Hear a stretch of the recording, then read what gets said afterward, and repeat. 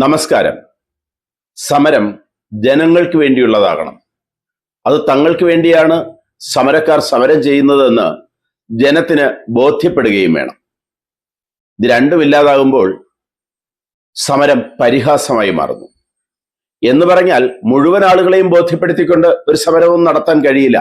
കുറച്ചാളുകൾക്കെങ്കിലും, കണ്ടു നിൽക്കുന്ന കുറച്ചാളുകൾക്കെങ്കിലും അത് ബോധ്യപ്പെടണം. ഈ സമരം തങ്ങൾക്ക് വേണ്ടിയാണ്. അല്ലെങ്കിൽ അത് പരിഹാസമാകുന്നതിന് ഏറ്റവും വലിയ ഒരു ഉദാഹരണമാണ് നമ്മൾ KSRTCയിൽ മഹിളാ മോർച്ച നടത്തിയ സമരത്തെ കാണുന്നത്. തമ്പാനൂർ ബസ് സ്റ്റാൻഡിൽ നിന്ന് മഹിളാ മോർച്ചയുടെ സംസ്ഥാന അധ്യക്ഷ നവ്യ ഹരിദാസിന്റെ നേതൃത്വത്തിൽ നടന്ന സമരമാണ്, യാത്രാ സമരമാണ് പരിഹാസ്യമായി മാറിയത്. പുതിയ സർക്കാർ അഥവാ UDF സർക്കാർ സ്ത്രീകൾക്ക് സൗജന്യ യാത്ര KSRTCയിൽ നൽകിയിട്ടുണ്ട് വാഗ്ദാനമായി. അത് നടപ്പിലാക്കിയിട്ടില്ല എന്ന് ആരോപിച്ചായിരുന്നു നവ്യ ഹരിദാസിന്റെ നേതൃത്വത്തിലുള്ള സമരം. എന്തുകൊണ്ട് കണ്ടു നിൽക്കുന്നവർക്ക് ഇത് മനസ്സിലായില്ല എന്ന് ചോദിച്ചാൽ, ഇപ്പോൾ പിണറായി വിജയന്റെ നേതൃത്വത്തിലുള്ള കാവൽ മന്ത്രിസഭയാണ്. പുതിയ മന്ത്രിസഭ അധികാരം ഏറ്റെടുത്തിട്ടില്ല, സത്യപ്രതിജ്ഞ ചെയ്തിട്ടില്ല.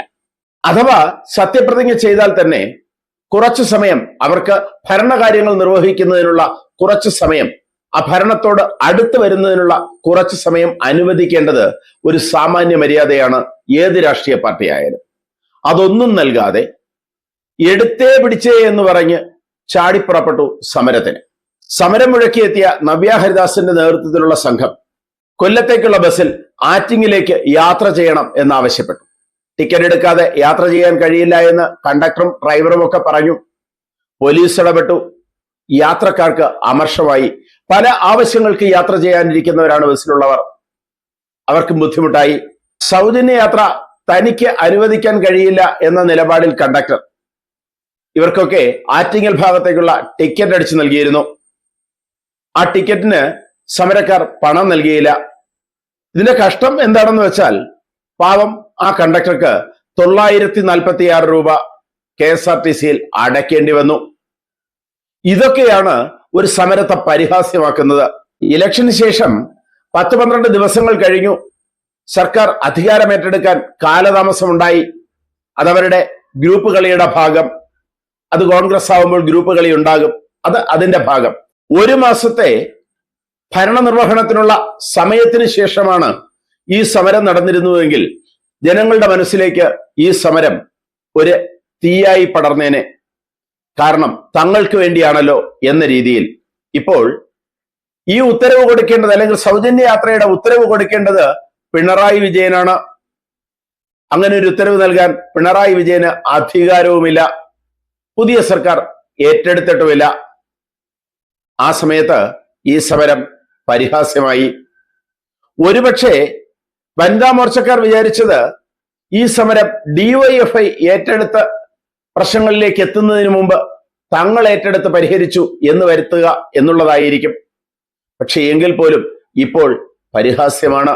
മഹിളാ മോർച്ചയ്ക്ക് മാത്രമല്ല, ഈ സമരം അവമതിപ്പുണ്ടാക്കിയത് BJPക്ക് കൂടിയാണ്.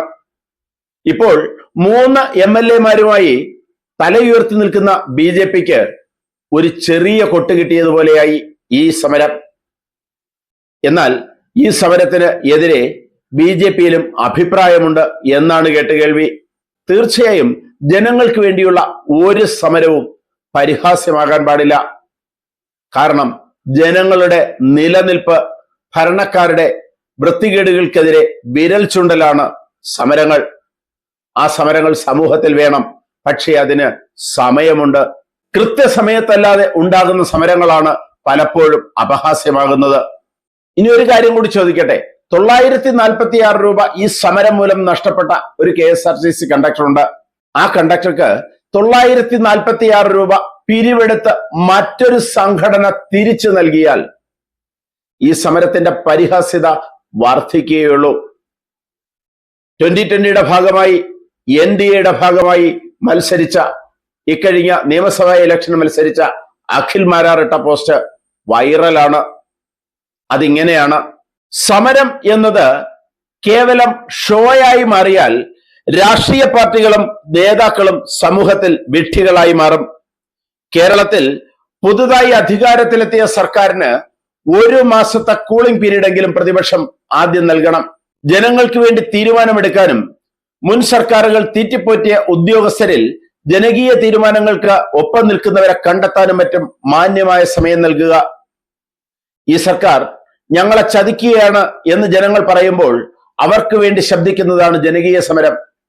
അല്ലാതെ കാവൽ മുഖ്യമന്ത്രിയായി പിണറായി തുടരുമ്പോൾ മന്ത്രിസഭ രൂപീകരണം പോലും നടക്കാതെ ഈ കാണിക്കുന്ന കോപ്രായങ്ങൾക്ക് സമരം എന്ന് പറഞ്ഞ് സമരങ്ങളുടെ വില കളയാതിരിക്കുക. ഭരണപക്ഷത്തെക്കാൾ ജനങ്ങൾക്കൊപ്പം നിൽക്കേണ്ട പ്രതിപക്ഷം കൂടുതൽ ഉത്തരവാദിത്വ ബോധത്തോടുകൂടി പ്രതികരിക്കണം എന്ന് ആഗ്രഹിച്ചു പോകുന്നു. അതേ അഭിപ്രായം തന്നെയാണ് യുദ്ധം മൂലം ലോകത്തുണ്ടായ സാമ്പത്തിക പ്രതിസന്ധികൾ തിരിച്ചറിയാതെ കേന്ദ്രമെടുക്കുന്ന നടപടികളെ എതിർക്കുന്നവരും ചെയ്യുന്നത്.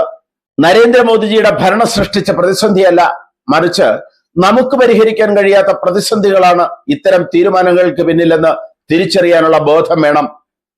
പൊതുമധ്യത്തിൽ ഇറങ്ങിയിട്ടുള്ള അനാവശ്യ സമരങ്ങൾ ജനത്തെ കൂടുതൽ ബുദ്ധിമുട്ടിക്കുന്ന അവസ്ഥ സൃഷ്ടിക്കുന്നു എന്നതാണ് ആ പോസ്റ്റ്. എന്നാൽ അതിനെ അനുകൂലിച്ചുകൊണ്ടും വിമർശിച്ചുകൊണ്ടും കമന്റുകളുടെ പെരുമഴയാണ്, ട്രോളുകളുടെ പെരുമഴയാണ് ഈ പോസ്റ്റിൽ. കൂടുതൽ വാർത്തകളും വിശേഷങ്ങളുമായി ഉടൻ ദയവായി ഈ ചാനൽ സബ്സ്ക്രൈബ് ചെയ്യുക.